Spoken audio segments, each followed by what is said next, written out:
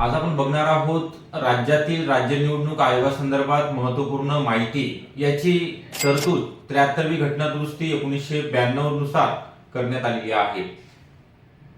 याची तरतूद कलम 243 के मध्ये करण्यात आलेली आहे। या राज्य निवडणूक आयोगामार्फत महाराष्ट्रामधील पंचायत समिती असेल, ग्रामपंचायत असेल, जिल्हा परिषद, नगर परिषद, नगरपंचायत, महानगरपालिका यांच्या निवडणुका घेतल्या जातात। मतदार याद्या तयार करणे, निवडणुकांचे नियंत्रण करणे, निवडणुका पार पडणे राज्यामध्ये हे संपूर्ण कार्य या निवडणूक आयोगामार्फत पार पडते। यामध्ये एक सदस्यीय निवडणूक आयुक्त असतात। यांची जी नेमणूक आहे ती राज्याच्या राज्यपालामार्फत करण्यात येते। यांचा कालावधी घटनेमध्ये निश्चित करण्यात आलेला नाही, त्यामुळे याचा जो पदावधी आहे दिलेला नाहीये।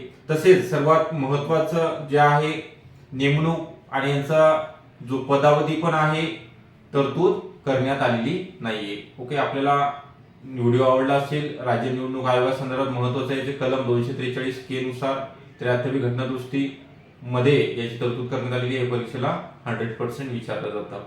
तर व्हिडिओ आवडला असेल नक्की लाईक करायचा आहे। डबल अकॅडमीला आपण जर नवीन असाल चॅनलला तर सबस्क्राईब पण करून ठेवायचे। Thank you so much.